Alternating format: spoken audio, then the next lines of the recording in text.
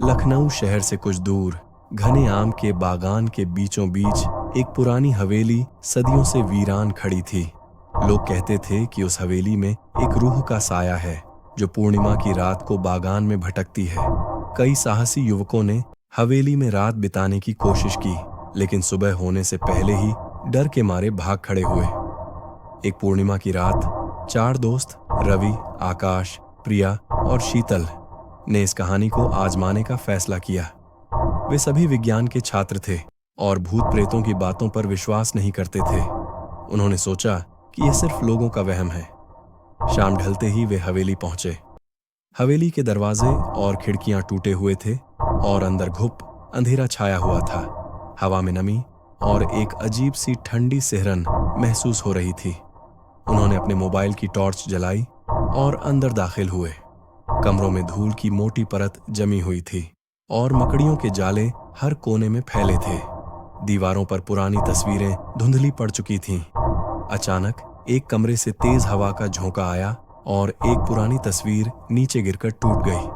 प्रिया डर के मारे चीख पड़ी।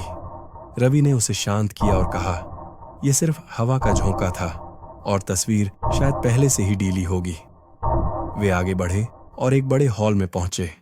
हॉल के बीच में एक पुराना झूला पड़ा था जो धीरे धीरे हिल रहा था, जबकि कमरे में बिल्कुल भी हवा नहीं थी। आकाश और शीतल एक दूसरे को डर से देखने लगे। तभी हॉल के एक कोने से एक धीमी और दर्द भरी आवाज सुनाई दी, जैसे कोई कराह रहा हो।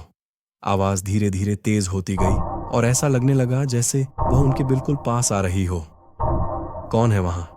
रवि ने हिम्मत करके पूछा, लेकिन कोई जवाब नहीं आया। अचानक कमरे की सारी टॉर्चें एक साथ टिमटिमाने लगीं और फिर बुझ गईं। कमरे में घना अंधेरा छा गया। दोस्तों की सांसें थम गईं।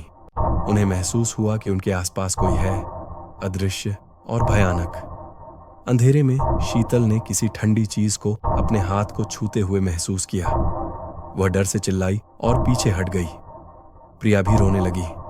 रवि और आकाश ने अपनी टॉर्चें दोबारा चालू करने की कोशिश की, लेकिन वे काम नहीं कर रही थीं।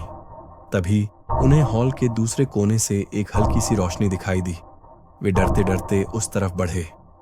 रोशनी एक बंद कमरे से आ रही थी। रवि ने धीरे से दरवाजा खोला।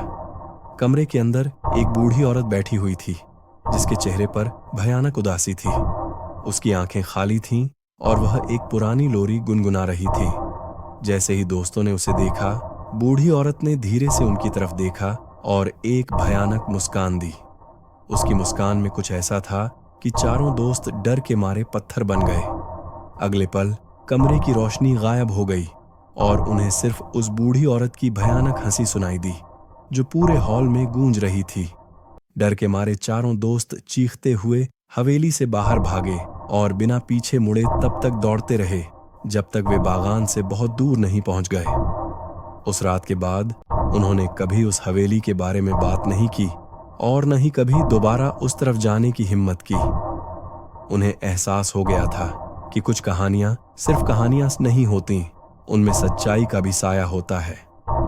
और पूर्णिमा की रात को आज भी लोग उस हवेली के आसपास एक ठंडी सिहरन महसूस करते हैं और शायद उस बूढ़ी औरत की दर्द भरी लोरी भी सुन सकते हैं।